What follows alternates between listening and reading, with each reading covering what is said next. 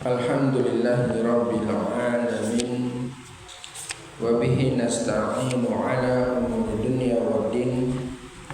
Wa usalli wa usallim ala ashrafil anbiya'i wal mursalin wa ala alihi wa ashabihi wa man tabi'ahum bi ihsanin ila yaumiddin, amma ba'd. Allahumma anfa' bima 'allamtana wa 'allimna ma yanfa'una wa zidna 'ilma, amin ya rabbal alamin. Alhamdulillah, segala puji bagi Allah Subhanahu wa ta'ala yang telah mempertemukan kembali di kesempatan sore hari ini, masih dalam majelis Fadailul Quran. Pada kesempatan yang lalu, bab yang pertama itu tentang pembahasan fadilah atau keutamaan tilawatul Quran, keutamaan mempelajari Al-Quran dan keutamaan mengajarkan Al-Quranul Karim. Ini kemarin yang telah kita bahas. Di antaranya adalah hadis yang tentang al-mahiru bil Quran ma'asafaratil kiramil bararah, orang yang mahir membaca Al-Quranul Karim. Mahir di sini maksudnya adalah orang yang dia lancar dalam membacanya, dia mentartil dalam membacanya, dia tartil dalam membaca Al-Quranul Karim sesuai dengan makhrajul hurufnya dan seterusnya, seperti itu ya. Ini namanya adalah al-mahiru bil Quran. Maka dia bersama dengan malaikat safaratul kiramil bararah. Adapun orang yang membaca Al-Quran, walladzina yaqra'una al-Qur'ana wa yata'ta'u fihi, lalu dia terbata-bata dalam membacanya, wa huwa alaihi syaqun lahu ajran, dia membacanya dengan secara kesulitan, begitu ya. Maka bagi orang ini dia mendapatkan dua pahala. Pahala membaca Al-Quranul Karimnya, pahala kesungguhan dia dalam membaca Al-Quranul Karim, seperti itu. Lalu kemarin juga telah dibahas tentang masalah Az-Zahrawaini, yaitu dua surat yang disebut dengan Az-Zahrawaini, yakni surat Al-Baqarah dan surat Al-Imran, yang dimana keduanya disebut dengan Az-Zahrawaini karena keduanya itu cahaya, yang keduanya cahaya dan keduanya adalah berisi hidayah atau berisi petunjuk ya. Serta keduanya ini adalah surat yang agung, surat yang agung, yang dimana keduanya ini akan datang kepada sahibnya, kepada pembacanya, penghafalnya, pengamalnya, begitu ya. Ketika hari kiamat seperti dua awan atau seperti naungan ya, yang menaungi orang yang membaca Al-Quranul Karim, yang membaca dua surat ini, surat Al-Baqarah dan surat Ali Imran ya. Ini Masya Allah keutamaan bagi surat Ali Imran, surat Al-Baqarah dan Ali Imran, serta orang yang membacanya, seperti itu kemarin. Kemarin juga kita sudah membaca tentang keterangan bahwasanya orang yang membaca Al-Quranul Karim itu man qara'a harfan min kitabillah falahu bihi hasanatun, barang siapa yang membaca satu huruf dari Al-Quranul Karim maka dia diberikan satu kebaikan. Wal hasanatu bi asyri amsalihha, dan satu kebaikan itu dilipat gandakan menjadi 10 ya, menjadi 10 kebaikan. Ini kemarin ya sudah kita bahas. Lalu terakhir adalah kita membahas tentang derajat ya, derajatnya orang-orang yang membaca Al-Quran, derajat orang-orang yang menghafalkan Al-Quran, menghafalkan Al-Quran. dikatakan kepada mereka, kepada sahibul Quran, Iqra wartaqi, ya bacalah dan naiklah, warattil dan tartilkanlah sebagaimana kalian mentartilkannya di dunia, karena tempat kalian ya itu sesuai dengan ayat terakhir yang dibaca. Kan begitu kemarin ya. Lalu terakhir itu adalah tentang orang tua yang diberikan ya yuksa, ya diberikan pakaian begitu, dipakaikan oleh anaknya ya, hullataini la yaqumu lahum ahlu dunya, diberikan pakaian oleh anaknya yang pakaian tersebut tidak dapat ditandingi oleh ahli dunia. Lalu orang tua ini mengatakan, ya bima kusina hadza, kenapa kami memperoleh pakaian ini begitu. Dikatakan pada orang tersebut, bi akhdi waladikuma al-Qur'ana, karena anak kalian itu mengambil Al-Qur'an, maksudnya mengambil Al-Qur'an, menjadi ahli Al-Qur'an. Lalu ditutup dalam bab yang pertama kemarin, yang bahwasanya ahlul Qur'an adalah siapa? Ahlullah wa khassatuhu, ya keluarganya Allah ya, dan juga keutamaannya, kekhususannya. Yang dimaksud dengan ahlullah, keluarganya Allah, maksudnya adalah karena mereka keseharian mereka akrab dengan yang namanya Al-Qur'anul Karim. Ya, hari-harinya mereka itu akrab dengan Al-Qur'anul Karim. Mereka melaksanakan perintah, menjauhi larangan, mereka mengamalkan apa-apa yang ada di dalam Al-Qur'anul Karim, seperti itu. Ya. Begitu, itu yang namanya ahlullah, keluarganya Allah di dunia, yaitu para ahli Quran. Sekarang kita masuk pada bab yang kedua di halaman 29. Kata Syekh rahimahullah taala, beliau mengatakan babun ma jaa fi taqdimi ahli Qur'ani wa ikramihim. Bab tentang mendahulukan, ya, ma jaa fi taqdimi, yaitu tentang mendahulukan ahli Quran, ahlul Quran, wa ikramihim, dan memuliakan mereka. Jadi bab pembahasan yang kedua ini adalah tentang masalah mendahulukan orang yang ahlul Quran daripada selainnya dan memuliakan ahlul Quran, seperti itu ya. Disebutkan oleh beliau rahimahullah taala, wa kana al-qurra, dan adalah para qurra, ashaba majlisi Umar, adalah teman majlis Umar bin Khattab. Jadi Umar bin Khattab radhiyallahu anhu, ketika beliau menjadi khalifah, orang-orang yang dekat dengan Umar bin Khattab, teman majelisnya, teman bermusyawarah, mengambil keputusan, ya, mempertimbangkan suatu permasalahan umat, itu adalah temannya siapa? Qurra, para ahli Quran.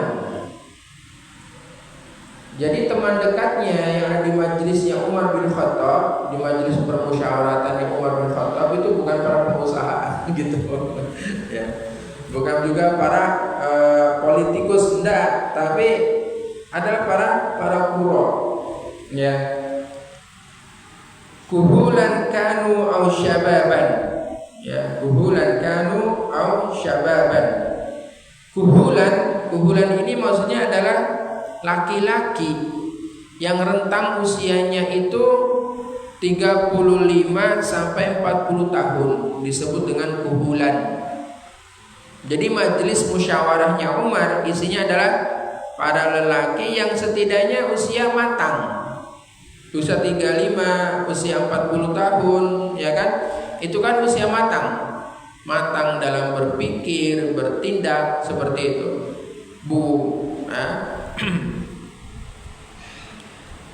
Au syababan, atau para pemuda. Nah ini Masya Allah, yang mereka ini kuhulan dan syababan semuanya adalah ahli qurra, ya, ahlul Quran. Maka disebutkan hadza syahid an taqdima yakunu lil ahli al fadli wal ilmi wal fahmi wal fiqhi wal Qur'an. Keterangan ini ya adalah syahid, penguat bahwasanya mendahulukan orang-orang yang memiliki keutamaan. Ya. Keutamaan dalam hal mereka punya ilmu, mereka paham, ya, mereka juga ngerti fikih, mereka juga adalah sahibul Quran. Nah ini yang dimaksud dengan al-qurra di zamannya siapa? Umar bin Khattab. Mereka adalah orang yang punya kemuliaan, mereka orang yang ahli ilmu, mereka yang mengerti permasalahan, mereka yang ngerti tentang fikih dan ngerti tentang Al-Qur'anul Karim. Nah inilah isi majelisnya Umar bin Khattab. Orang-orang yang ada di majelisnya Umar bin Khattab, ya. Ada suatu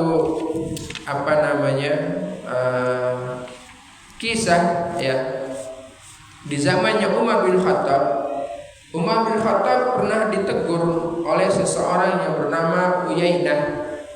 Uyainah ini dia orangnya sangat keras sekali kepada orang lain, ya, wataknya keras begitu. Wataknya keras. Lalu Uyainah ini datang bersama dengan keponakannya yang bernama Al-Hur ibn Qais, ya. Yang Al-Hur ibn Qais ini dia itu adalah anggota Ahlul Qura di majelisnya Umar. Al-Hur ini seorang pemuda begitu, ya. Dia Al-Hur seorang pemuda, ya, yang menjadi orang yang ada di dalam majelisnya Umar.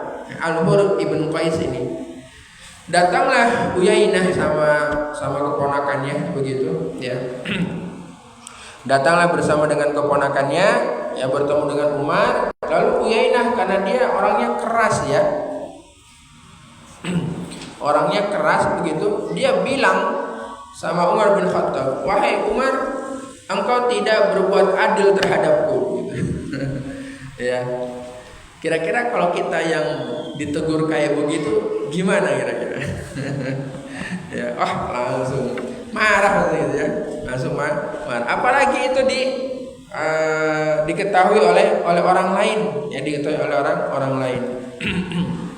Maka ketika Umar tidak terima, diingatkan oleh Al-Hur ibn Qais, ya, diingatkan oleh Al-Hur ibn Qais agar seorang pemimpin itu dia untuk berbuat adil. Dan Al-Hur ibn Qais membacakan ayat berkaitan dengan masalah ini, ya, harus berbuat apa? Berbuat adil. Maka Umar bin Khattab enggak jadi untuk menamparnya. Tadinya Umar bin Khattab marah gitu, ya. Marah dan dia mau menampar Uyainah ini. Saking kesalnya, wallahu a'lam bishawab. Intinya adalah kok bisa sekelas Umar enggak disebut sebagai orang yang adil? Terus siapa lagi kalau bukan di zaman Umar, maksudnya, ya. Kalau bukan Umar yang adil begitu. Maka ketika diingatkan oleh Al-Hur ibnu Qais, ya, Umar bin Khattab akhirnya meredak marahnya. Ini merupakan keutamaan para ahli ilmu yang ada di majelis pemerintahan. Ya, ahli ilmunya tersebut tidak semata-mata dia mengilmui Al-Qur'anul Karim, mengilmui tentang fikih, tapi dia harus orang yang bagaimana tadi? Dia punya kemuliaan, dia ngerti ilmu pengetahuan, dia tahu permasalahan yang sedang dihadapi. Ini harus penting seperti ini, ya. Sehingga harapannya mereka orang-orang yang ada di dalam majelis tersebut, ya, mampu untuk memberikan pertimbangan kepada pemimpin agar pemimpin bisa memutuskan, ya, kebijakannya itu secara tepat, ya, kebijakan secara tepat. Baik.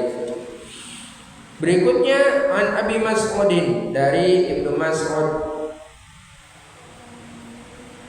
dari Abu Mas'ud anna Rasulullah sallallahu alaihi wasallam qala, bahwasanya Rasulullah sallallahu alaihi wasallam bersabda, ya ini hadis tentang al-ahaqqu bil imamah, orang yang paling berhak untuk kepemimpinan, orang yang paling berhak untuk menjadi imam.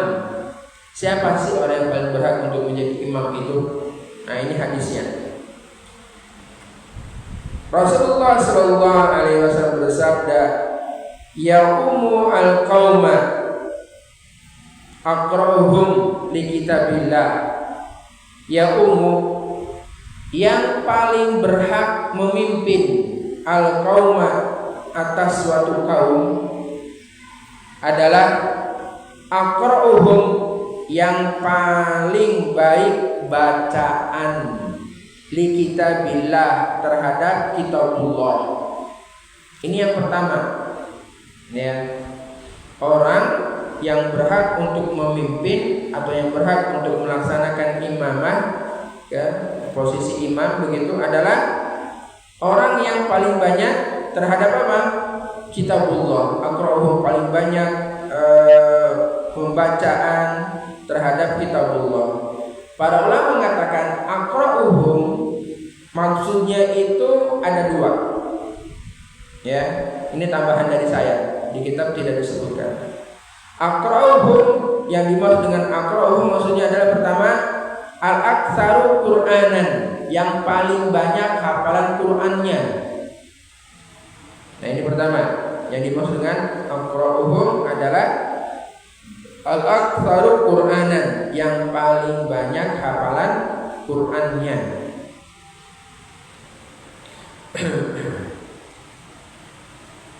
Lalu yang kedua yaitu ahsanuhum qiraah, yang paling bagus bacaannya. Ya, yang paling bagus bacaannya.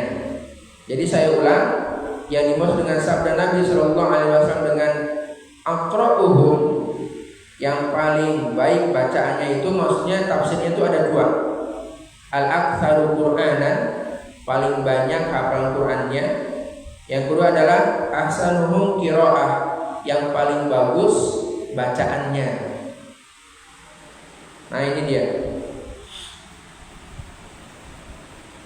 Kalau misalnya di antara kita ada dua orang yang punya sifat seperti ini, ya, ada dua orang yang mereka punya sifat aqra'uhum lil kitabillahi ta'ala.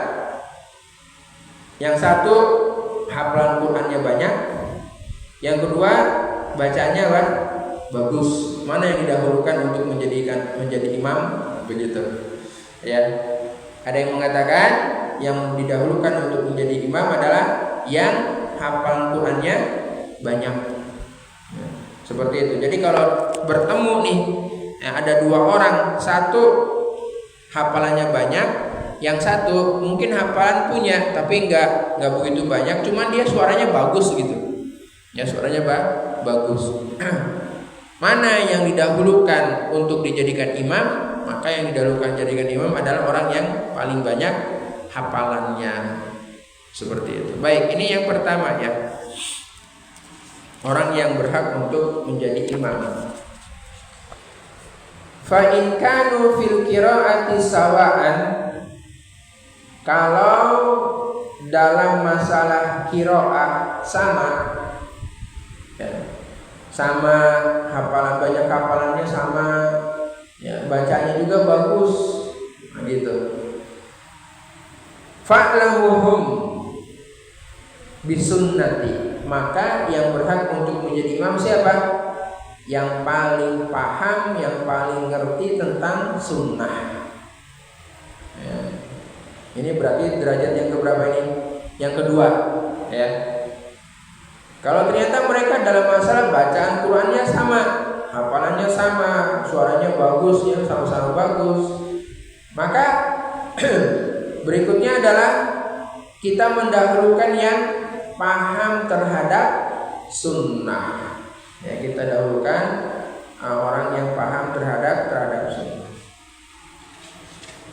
Fa in kanu fi sunnati sawaan, kalau ya dalam masalah sunnah derajat mereka itu sama-sama ngerti sunnah begitu, sama-sama paham sunnah, fa'abdamuhum hijratan, maka yang berhak menjadi imam adalah siapa? Kita dahulukan ya yang paling pertama hijrah, yang paling dahulu hijrah. Siapa yang paling duluan hijrah? Ya. Jadi kita ulang, yang pertama siapa? Al-qiraah, ya, al-qiraah bacaannya sama, ya. Kemudian yang kedua, yang paling ngerti sunnah, begitu. Yang ketiga, kalau ternyata sama, adalah yang apa? Yang hijrahnya lebih dulu, ya, yang hijrahnya lebih dulu, seperti itu. Nah, ini berkaitan dengan orang yang paling berhak terhadap imamah, orang yang menjadi imam.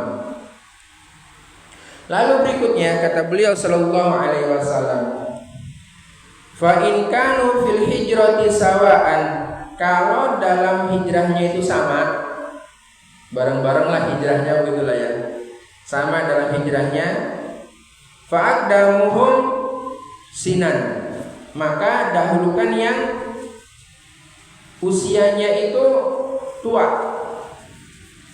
Wa fi riwayatin, dalam riwayat yang lain, silman, keislamannya, ya. Jadi dahulukan dulu yang siapa? Secara usia dan keislamannya, mana nih yang lebih dulu, begitu, ya. Baik, berarti ada berapa? 4 ya.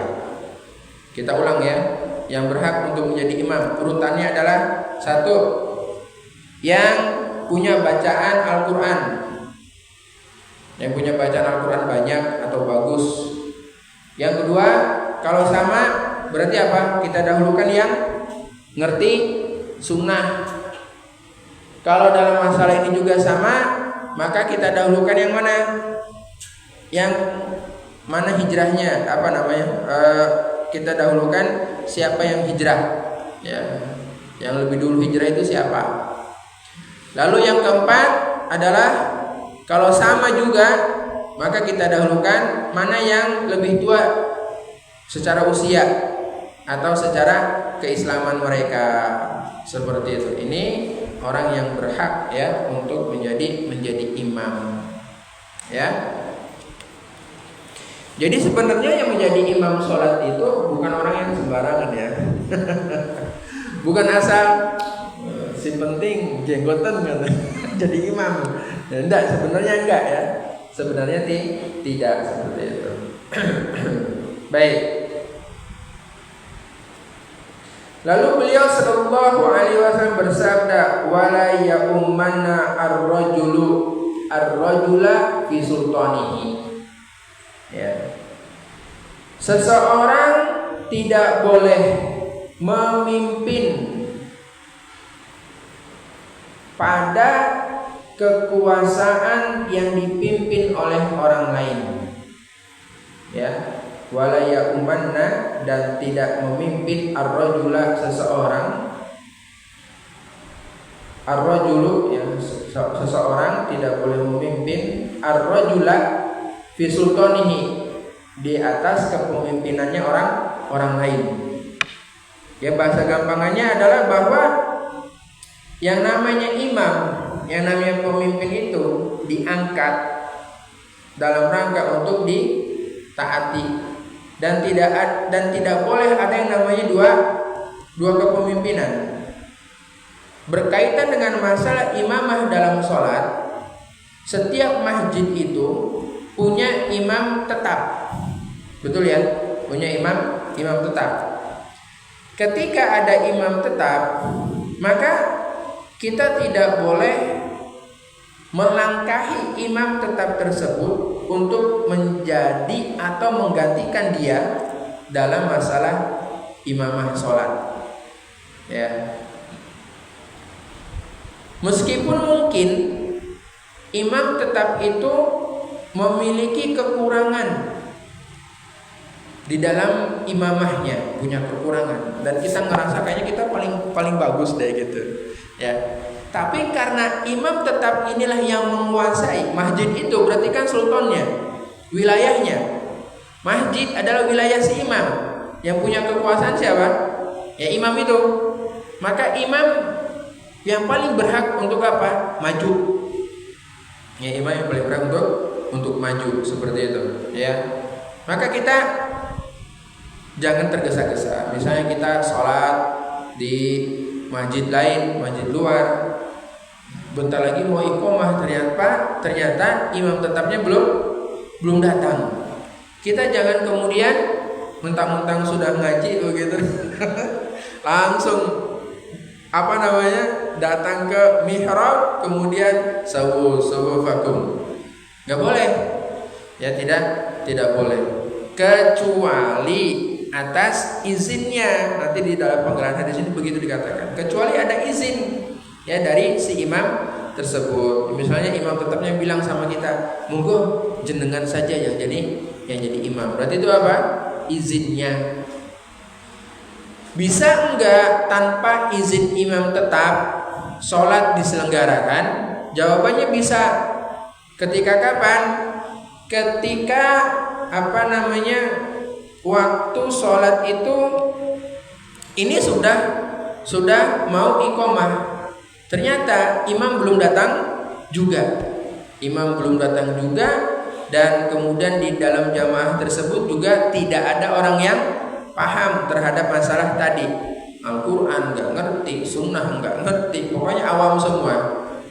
Maka mau nggak mau dalam keadaan seperti ini, imam nggak kunjung datang. Ya, kita sudah nunggu. Iqomah biasanya kan 15 menit setelah azan. Kita nunggu 20 menit, 30 menit, terus kok nggak datang-datang juga nih imam nih. Ya, tidak datang juga. Maka ya sudah, kita selenggarakan jamaah. Berarti itu menunjukkan imam sedang ada uzur. Ya. Kalau zaman dulu ikhwatal iman, kedatangan imam itu adalah sebagai penentu iqomah dikumandangkan. Ya, bukan zaman dulu, maaf. Yang namanya iqomah diserukan, dikumandangkan, itu adalah atas apa? Tergantung dari kodenya imam. Imam datang ke masjid, berarti waktunya apa? Iqomah. Terus imam ini sholat tahiyatul masjidnya di mana? Kan gitu kira-kira ya. Atau sholat qobliyahnya di mana? Di tempat khusus. Ya, di tempat khusus yang ada di dalam masjid, di tempat khusus yang biasa itu dipakai untuk imam sebelum dia memunculkan dirinya ke jamaah. Misalnya kita punya mihrab, di sini ada kamar, ya. Nah, di sanalah imam sholat. Yang namanya muazin, dia kudu ngerti kalau di dalam kamar itu sudah ada imam, berarti dia yang berhak untuk apa? Ngimami. Ketika imam ini keluar dari kamar tersebut, maka itu waktunya apa? Iqomah. Ada gambaran? Jadi iqomah itu bukan menunggu makmum selesai sholat sunnah. Enggak. Imam nongol, ceklek, begitu ya. Nah, itu waktunya iqomah.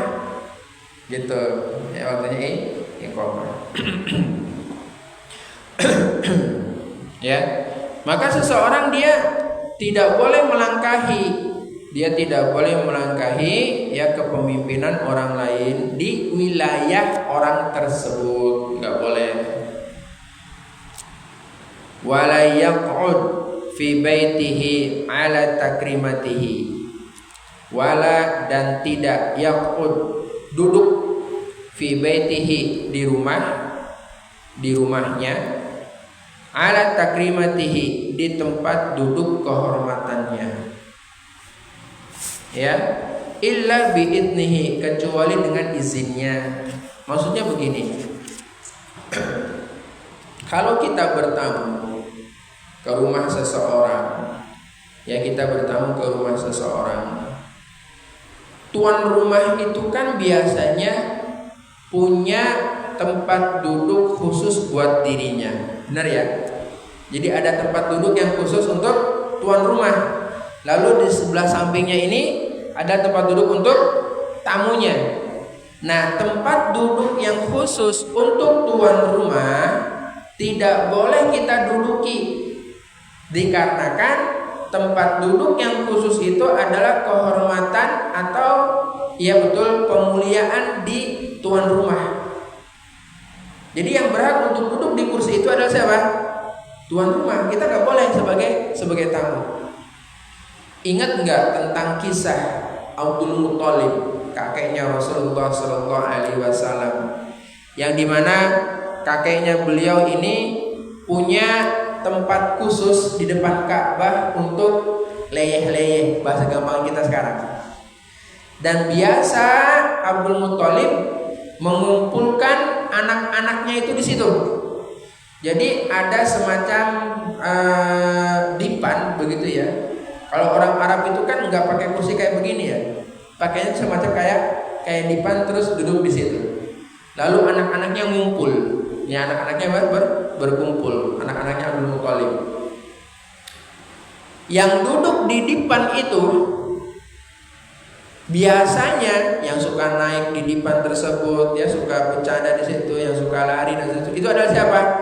Cucunya Abdul Muthalib, yaitu Rasulullah Sallallahu Alaihi Wasallam. Sampai-sampai paman-pamannya mengatakan, kamu jangan duduk di situ gitu.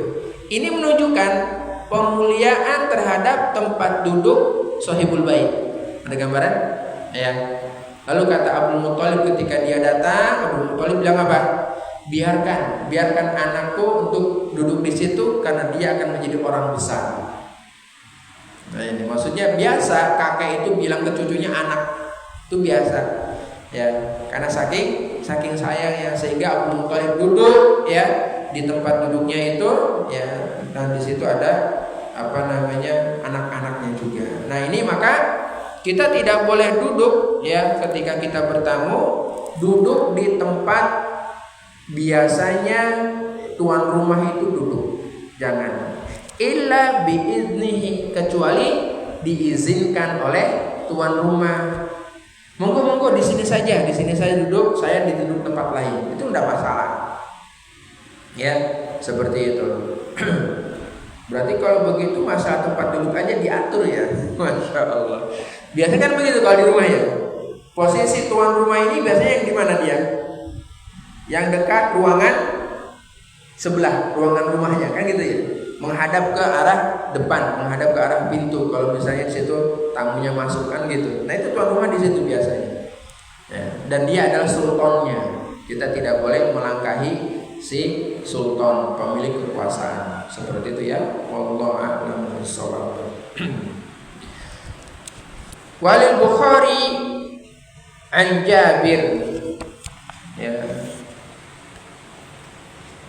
Oleh Bukhari ya dari Jabir radhiyallahu anhu, annahu sallallahu alaihi wasallam kana yajma'u baina rajulaini min qatla Uhudin fi thawbin wahidin. Rasulullah sallallahu alaihi wasallam beliau yajma'u, mengumpulkan, baina antara ar-rajulaini, dua laki-laki, min qatla Uhudin, yang meninggal dalam perang Uhud, fi thawbin wahidin, pada pakaian yang satu. Maksudnya pada dijadikan satu, ditumpuk begitu ya, ditumpuk. Summa yaqulu, kemudian beliau sallallahu alaihi wasallam bertanya kepada para sahabat, ayyuhuma aktsaru akhdan lil Qur'ani, ayyuhuma, yang mana di antara keduanya, aktsaru, yang lebih banyak, akhdan, hafalan, lil Qur'an, Qur'annya. Jadi beliau sallallahu alaihi wasallam mengumpulkan apa? Mengumpulkan para sahabat yang wafat, yang gugur di perang Uhud, dengan cara apa? Ditumpuk Lalu beliau nanya, ini yang paling banyak hafalan Qur'annya siapa? Di antara dua orang tersebut, ya. Fa idza usyira lahu ila ahadihima qaddamahu fil lahdi.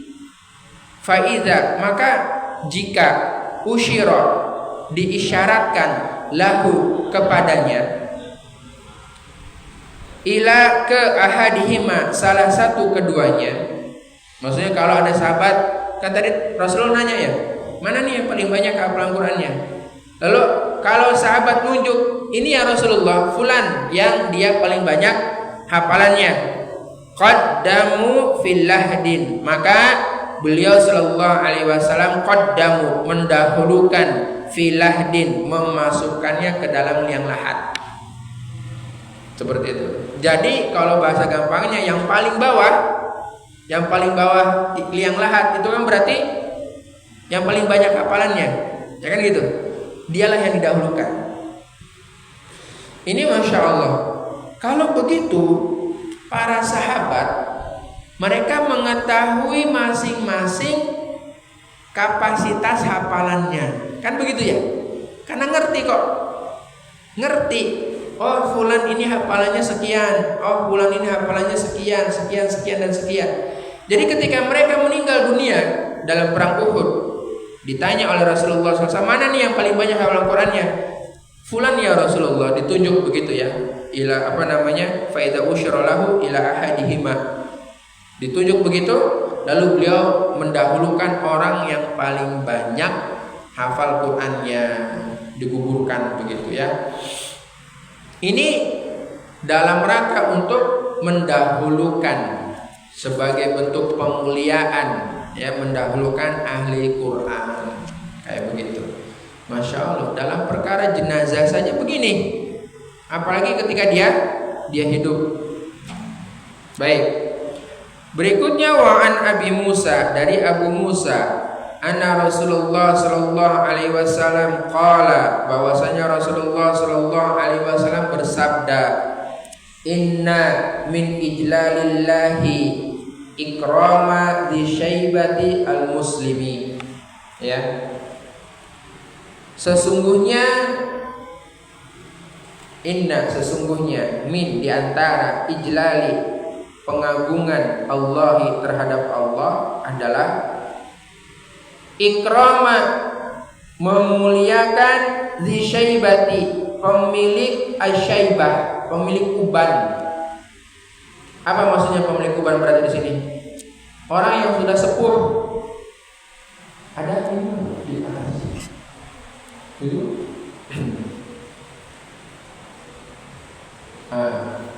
Ya. Di antara bentuk pemuliaan atau pengagungan terhadap Allah adalah, atau di antara pemuliaan terhadap Allah adalah, ya, memuliakan orang yang sudah sepuh, yang dia seorang muslim, ya. Udah muslim, dia sepuh, maka kita dahulukan, kita muliakan untuk dia, ya. Ini di antara bentuk pemuliaan agama Allah Subhanahu wa taala. Dan siapa selain orang yang sudah sepuh, yang udah banyak uban begitu ya, dahulukan beliau. Wa hamilul Quran, dan orang yang membawa Al-Qur'an. Maksud membawa Al-Qur'an ini bukan berarti Al-Qur'annya ditenteng. Enggak, tapi maksudnya adalah apa? Dia orang yang ahli dalam Al-Qur'an. Dia sering baca, dia menghafal Qur'an, dia mengamalkan Al-Qur'an, dan seterusnya berkaitan dengan masalah Al-Qur'anul Karim. Maka disebut dengan hamilul Qur'an, orang yang membawa Al-Qur'an. Ya. Hamil itu artinya membawa. Bukan berarti hamil wanita yang mengandung, ya. Enggak. Ghairil ghali fihi, ya, hamilul Qur'ani ghairil ghali fihi, orang yang membawa Al-Qur'an yang bagaimana? Ghairi yang tidak al-ghali fihi, berlebih-lebihan fihi di dalamnya. Ya. Apa maksudnya orang ahli Quran yang berlebih-lebihan dalam perkara ini? Maksudnya apa? Para ulama mengatakan maksudnya adalah berlebih-lebihan dalam tajwid, berlebih-lebihan dalam nada, ya, berlebih-lebihan dalam mentartilkan Al-Qur'anul Karim. Ini namanya adalah al-ghali.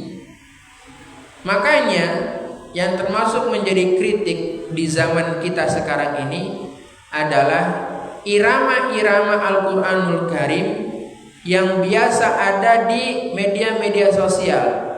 Irama Nahawan, ya, irama Kurdi, irama apa lagi? Saya nggak hafal karena memang nggak bisa.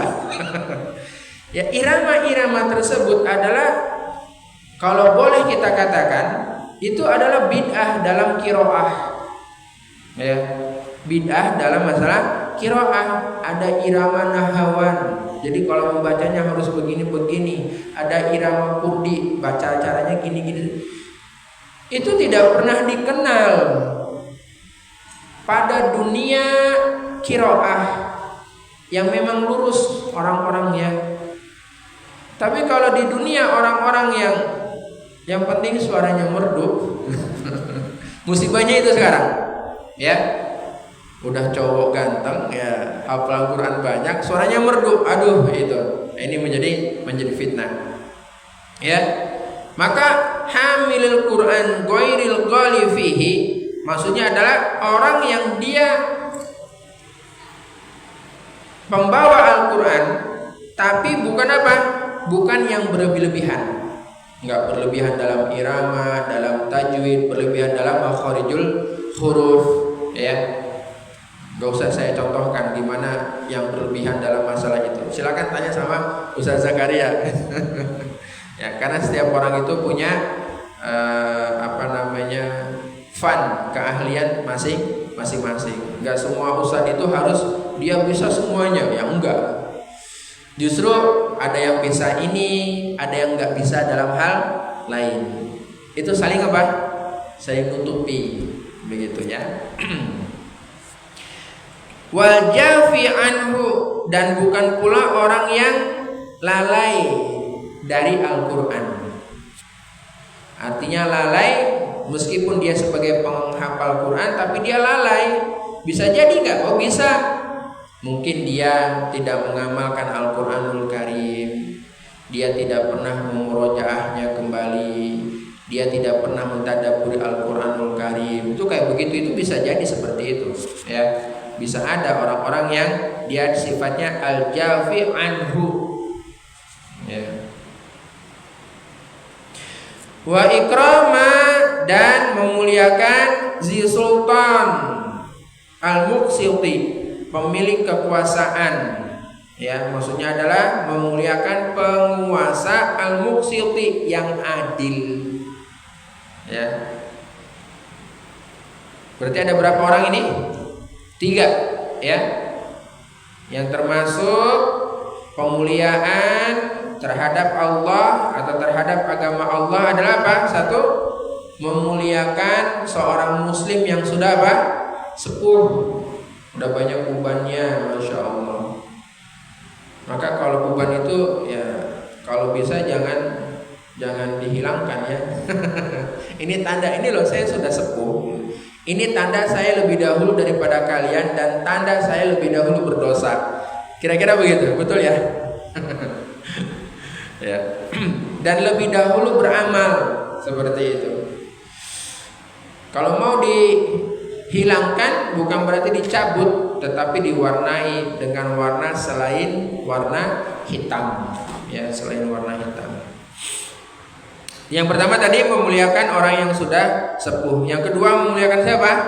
Ahli Quran, ya, memuliakan ahli Quran yang tidak berlebih-lebihan dan tidak meremehkan. Lalu yang ketiga adalah memuliakan siapa? Memuliakan penguasa yang adil. Nah, ini 3 ya. Hadisun hasanun, hadisnya hasan. Rawahu Abu Dawud, ya, riwayatnya Abu Dawud. Nah, ini. Baik, sebelum kita masuk pada bab berikutnya tentang bab yang kedua, ada yang mau ditanyakan? Kalau ada, mungkin tadi ada yang terlewat, ini artinya apa? Alhamdulillah nggak ada.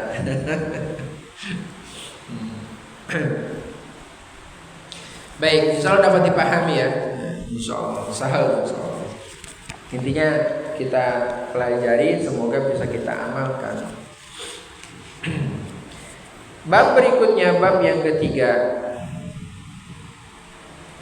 Ingat ya, itu boleh dibaca babun ya, karena sebagai awal kalimat. Kalau mau dibaca babun berarti babun wujubu ya ta'allumil Quran. Begitu. Boleh dibaca dengan cara yang kedua, babu wujubi ta'allumil Quran. Sebagai bentuk apa? Idofah. Ya. Bukan berarti loh, ini kok ada 2 begini harokatnya salah semua ini. Enggak, ya, itu cara baca aja. Ya. Boleh milih ya, boleh memilih salah satunya. Babun wujubu ta'allumil Quran. Boleh begitu, boleh dibaca babu wujubi ta'allumil Quran. Bab tentang apa? Wajibnya ya ta'allamul Quran, ta'allumil Quran, mempelajari Al-Quran. Wa tafahumihi, dan memahaminya. Hi itu kembali ke siapa dhamir? Kepada Al-Quran. Dan memahami Al-Quran, mempelajari Al-Quran, memahami Al-Quran. Wastima'ihi, dan mendengarkannya. Ya, mendengarkan pembacaan Al-Quranul Karim. Kalau ada yang baca Quranul Karim, maka kita apa? Simak baik ya. Wa taqliyuti, dan ancaman ya, alaman taro kadzalika, atau wa taqliyutu alaman taro kadzalika, dan ancaman atas orang yang meninggalkan hal itu. Ya, at-taqliyutu seperti itu. Wa taglidhu atau wa taglidhi, karena idhofah kepada kalimat sebelumnya. Ancaman atas orang yang meninggalkan hal tersebut. Qaulullahi ta'ala. Nah, ini juga boleh dibaca dengan marfu wa qaulullahi ta'ala, karena awal kalimat. Boleh juga dibaca wa qaulillahi ta'ala, karena dia idhofah pada sebelumnya. Allah Subhanahu wa ta'ala berfirman di surat apa itu? Al-An'am ya, ayat 25. Ini halaman berapa ini? Halaman 32. Allah Ta'ala berfirman di surat Al-An'am ayat 25, wa ja'alna 'ala qulubihim, wa ja'alna, dan kami letakkan, 'ala, di atas, qulubihim, hati-hati mereka, akinnatan, suatu tutupan atau satu tutupan ya, an yafqahuhu, sehingga mereka tidak memahami,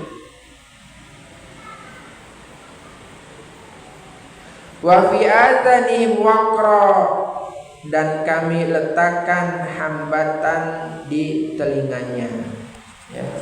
Wa fi adhanihim waqra, dan kami letakkan hambatan di telinganya.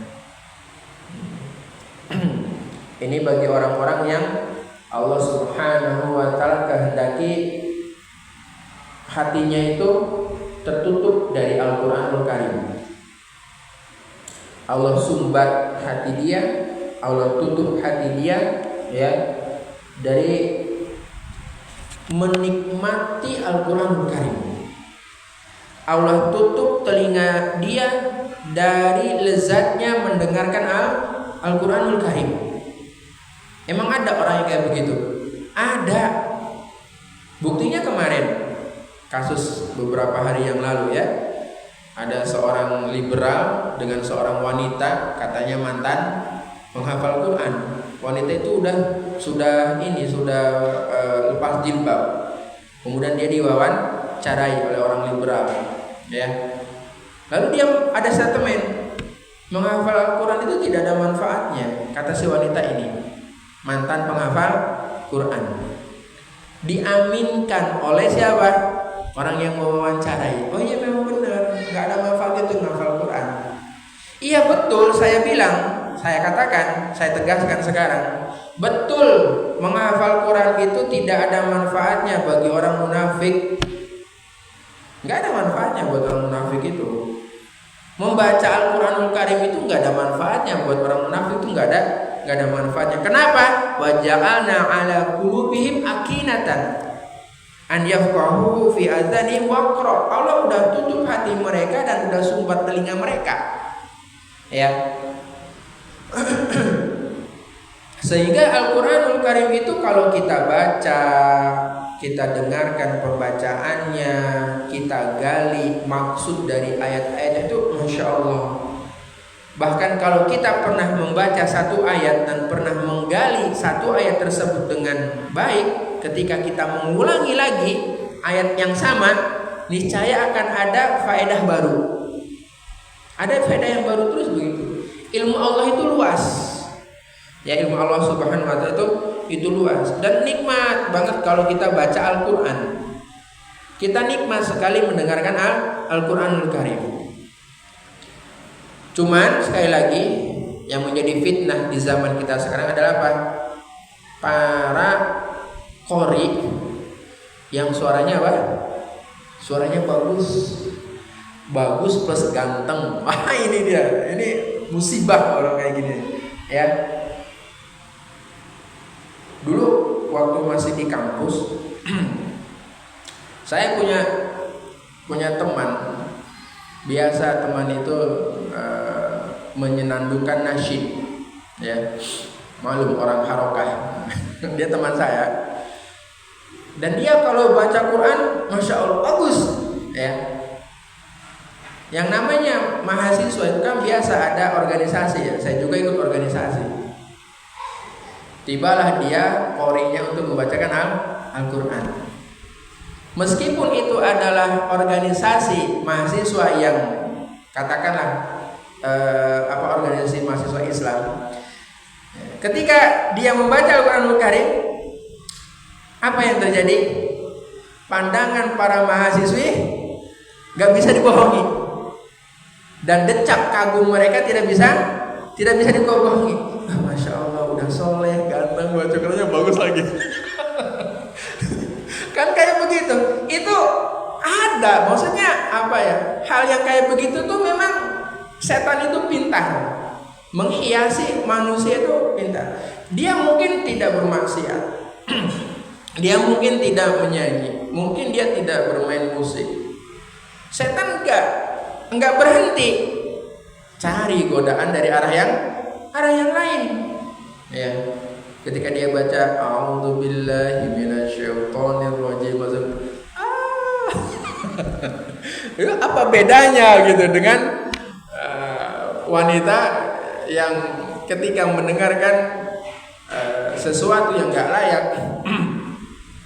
Maka hendaklah para wanita mereka menjaga pandangannya. Gudul basar itu, ikhwah. Gudul basar itu. Ini geser dikit ya, karena lagi ngomong. Yang namanya gudul basar, menundukkan pandangan itu bukanlah semata-mata laki-laki menundukkan pandangan kepada perempuan, tetapi sebaliknya juga perempuan harus menundukkan pandangannya terhadap laki-laki. Yang bagaimana tadi? Kenapa kita harus gudul basar? Karena kita ada ketertarikan, kan gitu. Laki-laki kenapa dari gudul basar? Karena dia ada ketertarikan terhadap perempuan, apalagi dia cantik misalnya. Ya. Begitu pula dengan perempuan, ketika melihat laki-laki yang dia ganteng atau suaranya bagus, gudul basar. Gudul basar. Agar tidak terjadi fitnah. Baik, ini pengalaman dulu ya waktu masih sekolah gitu. Ada-ada aja ya, unik ininya. Subhanallah, kejadiannya ada aja. Nah, ini orang-orang yang mereka benar di dalam mempelajari Al-Quran, membacanya, menghafalnya, mentadaburinya, niscaya mereka akan merasakan kenikmatan. Ya, akan merasa kenikmatan. Hati orang yang beriman itu akan bergetar. Hati orang yang beriman itu dia akan bahagia dengan dia bisa dengerin Al-Quranul Karim, membaca Al-Quranul Karim, mentadaburi Al-Quran. Senang banget. Dan itu tidak bisa didapatkan oleh siapa? Oleh orang munafik. Nggak bisa. Mau sampai kapanpun juga orang munafik berusaha berbicara, ya sudah biarkan, gak usah kita gubris gitu maksud saya. Dia mau bikin podcast kayak apapun juga gak usah digubris itu. Musibahnya lagi adalah para generasi sekarang, Gen Z begitu ya, yang ikut-ikutan. Oh iya, berarti kalau gitu ngapain saya hafal Quran? Toh orang yang hafal Quran juga mereka bermaksiat. Betul? Maksiat itu terjadi pada setiap orang. Ya, mau dia hafal Quran, mau enggak hafal Quran, itu maksiat itu ada, bisa terjadi, dan kita tidak memungkiri hal itu. Ya, seperti itu. Kita tidak memungkiri oh ada ahli Quran yang dia bermaksiat. Iya, ada memang. Kita tidak memungkiri itu. Berarti tidak ada manfaatnya dong dia membaca Al-Quran. Bukan tidak ada manfaatnya, tetapi dialah yang apa? Yang salah di dalam belajarnya, salah di dalam mengamalkannya, salah dalam mentadaburinya. Manfaat Al-Quran itu tetap ada. Ya. Apa contohnya manfaat Al-Quran Karim? Di antara contohnya, satu, mendatangkan ketenangan jiwa. Orang yang baca Al-Quran itu tenang, ya, jiwanya tenang. Itu yang pertama. Yang kedua, contoh manfaat Al-Quran Karim apa? Menambah keimanan. Ya, bukankah orang yang disebut nama Allah hatinya bergetar, maka apa? Dia semakin tambah keimanannya. Kalau kita baca Al-Quran Karim, itulah manfaatnya. Manfaat yang ketiga adalah apa? Sebagai bentuk penjagaan Al-Quran Karim. Sebagai bentuk penjagaan Al-Quran Karim. Kan Allah Ta'ala berfirman, Inna nahnu nazzalna dzikra wa inna lahu lahafidun. Sesungguhnya kamilah yang menurunkan Al-Quranul Karim dan kamilah yang menjaganya. Di antara bentuk penjagaan Allah Subhanahu wa ta'ala terhadap Al-Quranul Karim adalah Allah menjadikan Al-Quranul Karim sebagai kitab yang mudah dihafal. Sehingga banyak manusia ya sejak Al-Quranul Karim turun itu yang menghafalnya tuh banyak. Begitu itu manfaatnya. Sehingga orang yang menghafal Quranul Karim, dia menjaga Al-Quran itu sendiri. Dari apa? Dari kesalahan dan penyimpangan. Nah, itu manfaatnya. Ya. Kalau ada seorang penghafal Quran yang dia bermaksiat, maka itu orangnya, ya, orangnya yang salah karena dia terjatuh ke dalam kemaksiatan. Imannya lagi turun, ya, lagi turun. Kalau orang nggak pernah berbuat dosa, itu bukan orang namanya, bukan manusia. Apa tapi malaikat, ya, malaikat nggak pernah berbuat dosa. Manusia ini yang subhanallah, ya, yang kadang lurus, kadang belok dikit, gitu ya. Naik imannya, bertambah imannya, kadang berkurang imannya. Baik, lanjut ya. Wa qala ta'ala, Allah Ta'ala berfirman, Inna syarrad dawabi 'indallah. Inna, sesungguhnya, syarra, seburuk, yang paling buruk. Inna, sesungguhnya, syarra, yang paling buruk adalah apa?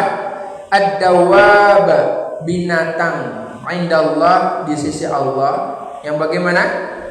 As-summu, yang peka, al-bukmu, yang tuli, alladzina la yaqiluna, yang mereka tidak mengerti apapun. Ya, di surat Al-Anfal ayat 22. Ini sejelek-jeleknya orang. Ya. Sejelek-jeleknya orang di sisi Allah Subhanahu wa taala adalah siapa? Orang yang al-summu al-bukmu. Kalau dalam Al-Baqarah kan summun bukmun umyun fahum la yarji'un. Ya, dia picek tuli. Bahasa gampangnya begitu. Ya, kalau bahasa kasarnya kita ya. Dia tuli, ya, peka, buta terhadap apa? Terhadap kebenaran. Ya, terhadap kebenaran. Yang kebenaran itu jelas nyata adanya di Al-Qur'anul Karim. Jelas. Ya. Kebenaran Al-Qur'anul Karim itu sangat jelas, seperti jelasnya matahari di siang bolong. Maka orang yang lurus, orang yang benar bermuamalah dengan Al-Qur'an, pasti dia akan mengambil, ya, ayat-ayat yang sifatnya apa? Muhkam. Ayat-ayat Al-Qur'anul Karim kan ada yang muhkam, ada yang mutasyabihat. Muhkam maksudnya ayat-ayat yang sudah jelas, tidak multi tafsir, enggak. Tapi yang mutasyabihat adalah apa? Ayat-ayat yang apa? Multi tafsir. Orang yang lurus itu ngambil yang muhkam. Adapun orang yang punya penyakit hati apa? Dia bakal ngambil yang mutasyabihat. Tuh. Sehingga nanti ketika dia berfatwa, dia akan menggunakan ayat-ayat yang mutasyabihat. Contohnya adalah ada yang berfatwa bahwa orang-orang Sabi'in dan juga orang-orang Nasrani, ya, serta orang-orang yang beriman, mereka akan masuk ke dalam surga. Alasannya menggunakan surat Al-Baqarah ayat berapa? Saya lupa ya, astagfirullahaladzim. Terlupakan ayatnya. Ada mushaf nggak? Mumpung ingat. Nggak apa-apa. Sebentar ya.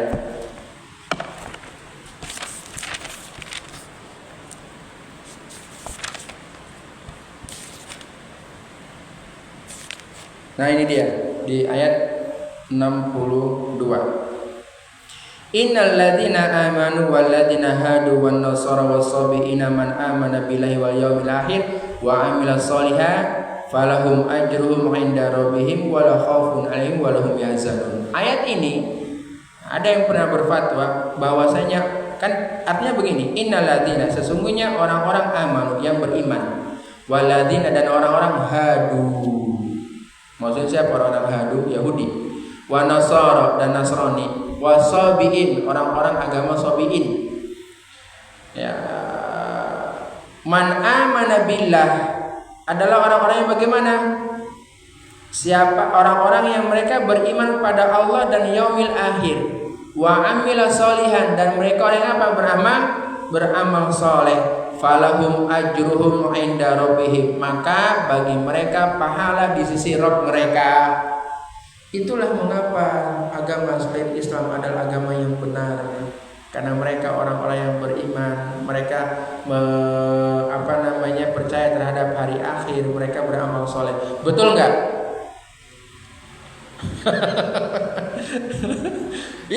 Dia fatwanya pakai surat ini, saya masih ingat betul. Dia fatwanya pakai ini. Kalau kita lihat ikhwatal iman, tafsir dari surat ini itu tidak sebagaimana yang dia sampaikan. Dia membawa ayat ini kepada apa? Untuk pembenaran seluruh agama, Yahudi, Nasrani, Sabiin. Ya, Sabiin itu suatu agama ya, yang ada di wilayah Irak atau Suriah seperti itu ya, orang-orang Sabiin. Sekarang masih ada orang-orangnya, cuman yang jelas mau orang Yahudi maupun orang Nasrani ataupun orang-orang Sabiin ya, yang mereka tidak beriman kepada Nabi Sallallahu Alaihi Wasallam, gimana kira-kira? Khalas, selesai. Begitu kan? Jangan sampai ayat ini ditarik kepada masalah semua agama itu baik, semua agama itu sama, mau Yahudi, mau Nasrani, mau Sabi'in, yang penting mereka beriman pada Allah, mereka beriman pada yaumil akhir dan beramal soleh. Jelas ini salah fatwanya, bukan Al-Qur'annya yang salah. Al-Qur'annya benar, ayatnya benar, cuman salah dalam apa? Penafsirannya salah, ya. Ini kan ayat ini menunjukkan bahwasanya ada dulu itu orang-orang yang mereka masih lurus, baik dari kalangan Yahudi maupun dari kalangan orang-orang Nasrani, ya. Cuman ini semua keimanan mereka terhadap nabi-nabi mereka dan amal soleh mereka itu semuanya, ya, tidak berlaku ketika kapan? Telah diutusnya Nabi Sallallahu Alaihi Wasallam. Makanya ketika Umar bin Khattab membawa lembaran Taurat, satu lembar, Nabi Sallallahu Alaihi Wasallam melihat dan marah. Apa kata Rasulullah Sallallahu Alaihi Wasallam? Sekiranya Musa hidup sekarang ini, tidak ada yang dia ikuti kecuali mengikutiku. Ini menunjukkan risalahnya Nabi Sallallahu Alaihi Wasallam adalah risalah penutup dari risalah-risalah yang lain, ya. Seperti itu. Maka salah, ya. Maka saya sampaikan, orang yang punya penyakit hati, dia akan apa? Mengambil ayat yang mutasyabihat. Akan mengambil ayat yang mutasyabihat. Maka hati-hati kalau kita baca Quran hanya sekadar mengandalkan apa? Terjemahannya. Itu hati-hati. Ya, harus ada dampingi dengan tafsirnya. Enggak cukup. Tanya sama orang yang ngerti, seperti itu, ya. Sehingga tidak jalan sendiri dalam memahami Al-Qur'anul Karim, ya. Baik. Itu tambahan dari saya. Wa qauluhu, dan firman-Nya boleh dibaca wa qauluhu karena untuk awal kalimat, dan boleh dibaca wa qaulihi karena idhofah kepada kalimat sebelumnya. Allah Subhanahu wa ta'ala berfirman, wa man a'rada, dan barang siapa yang a'rada, berpaling, an dzikri, an dari zikri, peringatanku, fa innalahu, maka sesungguhnya dia ma'isyatan, penghidupan donka, yang sempit, ya. Barang siapa yang berpaling dari peringatanku, maksudnya peringatan Allah Subhanahu wa ta'ala, maka dia akan memiliki penghidupan yang sempit, ya. Ma'isyatan donka, ya. Ma'isyatan donka, penghidupan yang sempit. Di surat Thaha ayat berapa itu?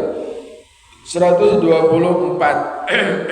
Bagi siapa? Bagi orang yang tidak mau mengambil Al-Qur'anul Karim, tidak mau mempelajari Al-Qur'anul Karim, tidak mau memahami Al-Qur'anul Karim, ya, tidak mau pula mendengarkan, membaca, menghafal dan seterusnya.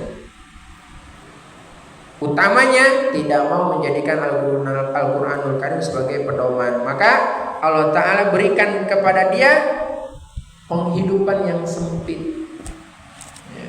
Hatinya selalu menggerutu, dibacakan Al-Qur'anul Karim dalam rumah, dia ngegerutu. Napa sih maca Quran bareng ki apa ya? Sumpek telingaku ki. Panas telinganya. Berarti ini setannya nih. Keluar aja. Keluar. Ada enggak kayak gitu? Ada. Orang kayak gitu tuh ada, ya. Maka kalau ada yang baca Quran, ya kita senang saja, enggak usah dilarang. Ya, asal baca Qurannya harus tahu tempat dan situasi. Jangan berarti jam 10 malam, jam 11 malam baca Quran pakai toa luar. Nah, ini ngeganggu namanya kalau kayak begini, ya. Ngeganggu. Baik. Wa an Abi Musa, dari Abu Musa, An Nabi sallallahu alaihi wasallam qala, dari Nabi sallallahu alaihi wasallam beliau bersabda, "Mathalu ma ba'asani Allahu bihi minal huda wal ilmi."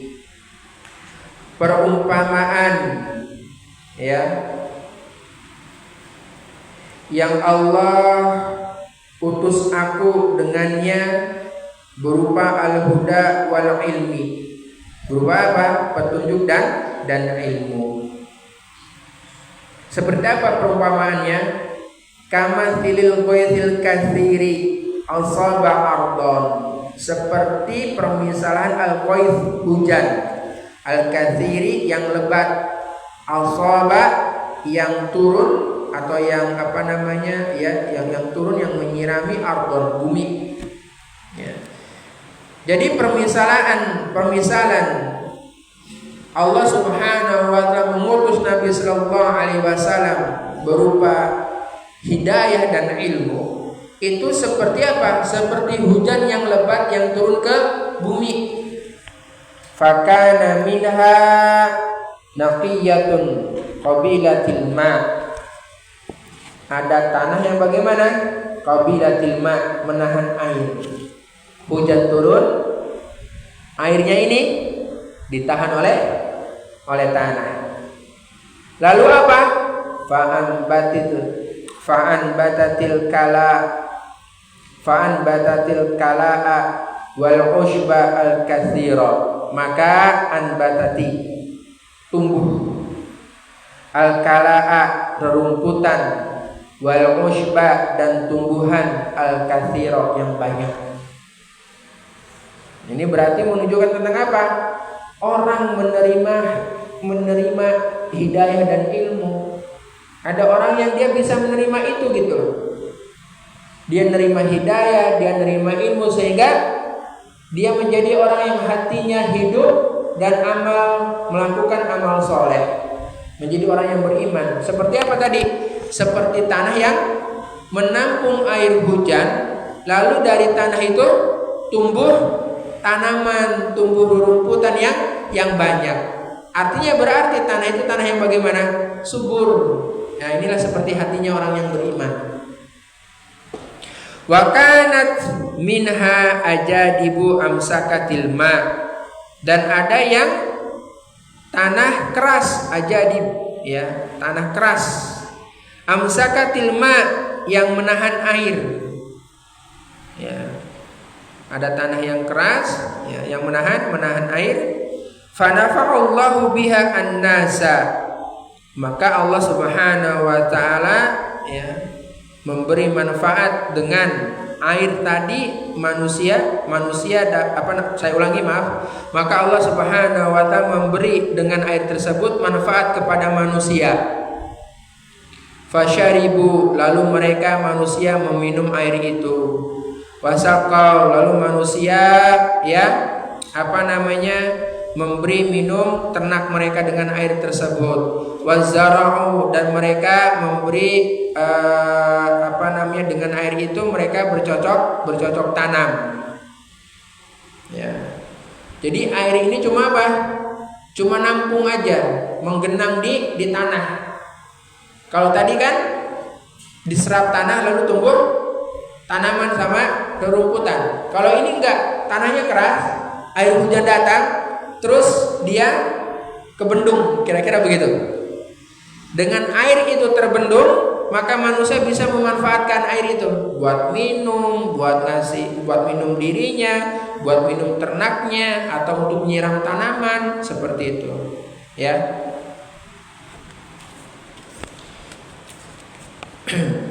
Wa asaba minha ta'ifatan ukhra, dan ada kelompok lain atau jenis yang ketiga, inna mahiya qi'anun, yaitu seperti apa? Qi'anun, tanah yang datar, la tumsiku, yang tidak dapat menahan ma'an, air, wala tunbitu kala'a, dan tidak juga menumbuhkan rerumputan.